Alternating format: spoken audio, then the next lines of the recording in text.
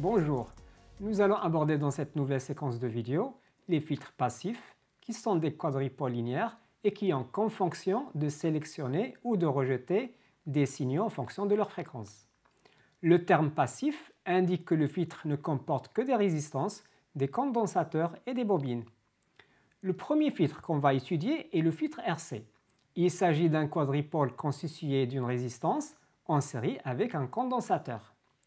L'expérience nous montre que lorsqu'on excite l'entrée par une tension sinusoïdale d'amplitude constante, mais à des fréquences différentes, on remarque que pour des fréquences basses, la tension de sortie est identique à celle d'entrée.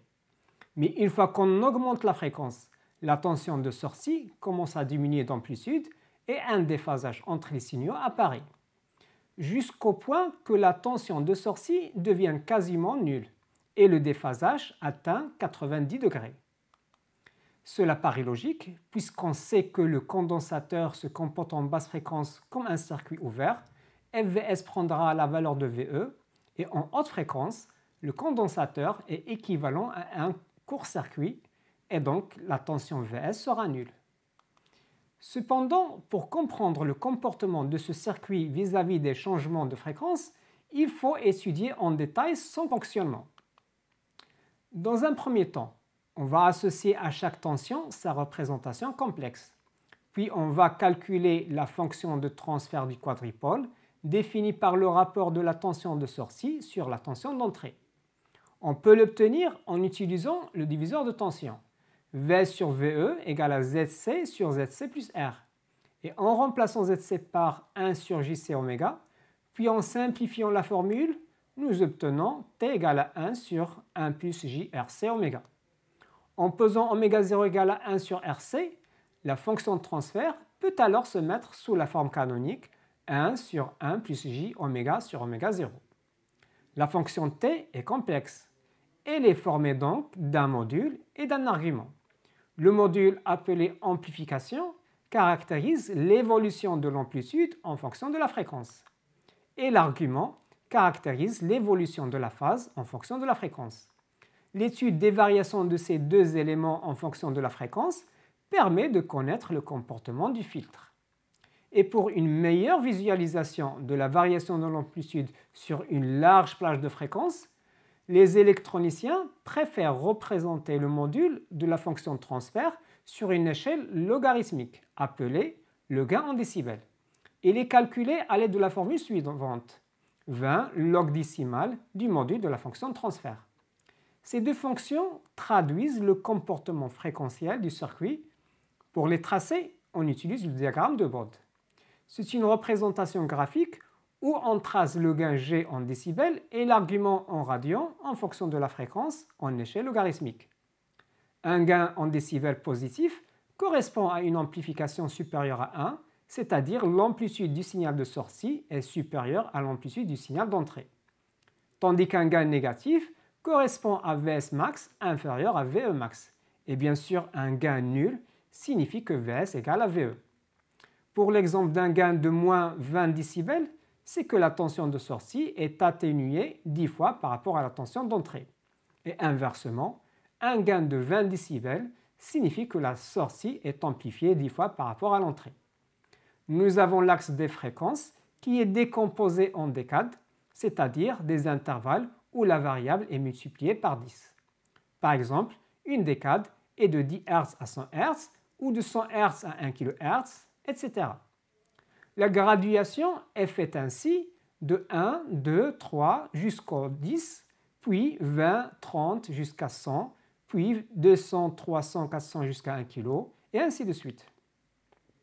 Cette représentation de l'échelle de l'abscisse permet de tracer le gain sur un domaine de fréquence très étendu. On va maintenant tracer le diagramme de Bode de notre fonction de transfert du circuit RC. Commençons par le gain G. Le module de la fonction de transfert est donné par la racine carrée de la partie réelle au carré plus la partie imaginaire au carré. Après simplification, le gain G égale à moins 10 log de 1 plus oméga sur oméga 0 au carré. C'est une fonction qui n'est pas linéaire, alors le plus simple est de tracer les asymptotes. Pour des pulsations oméga très petites devant oméga 0, ça veut dire oméga sur oméga 0 inférieur à 1, alors on peut négliger le terme oméga sur oméga 0 au carré devant 1. Et le gain prendra la valeur 0. Donc en basse fréquence, la courbe du gain admet l'axe des abscisses comme asymptote. Maintenant pour oméga supérieur à oméga 0, c'est-à-dire oméga sur oméga 0 supérieur à 1, on peut négliger le 1 devant oméga sur oméga 0 au carré. Et le gain devient égal à moins 20 log de oméga sur oméga 0. On peut l'écrire sous forme de moins 20 log de oméga plus 20 log de oméga 0. Comme l'axe des abscisses est gradué en log oméga, le gain peut se mettre sous forme d'équation d'une droite à x plus b, dont la pente est moins 20 décibels. Pour la tracer, on prend deux points. Par exemple, oméga égale à oméga 0 dont g égale à 0 décibels et oméga égale à 10 oméga 0 dont g égale à moins 20 décibels. Et donc la droite de pente moins 20 décibels par décade est une asymptote et par décade signifie que chaque fois que oméga est multiplié par 10, le gain chute de moins 20 décibels. Ces asymptotes forment le diagramme asymptotique de Bode et la courbe réelle ne sera pas très éloignée de ces approximations. Pour oméga égale à oméga 0, G prendra la valeur 10 log de 2 ou moins 3 décibels.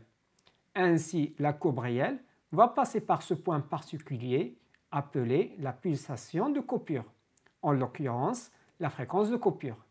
À cette fréquence, le module de la fonction de transfert est égal à 1 sur racine de 2, ce qui signifie que l'amplitude du signal de sortie est atténuée de racine de 2 par rapport au signal d'entrée.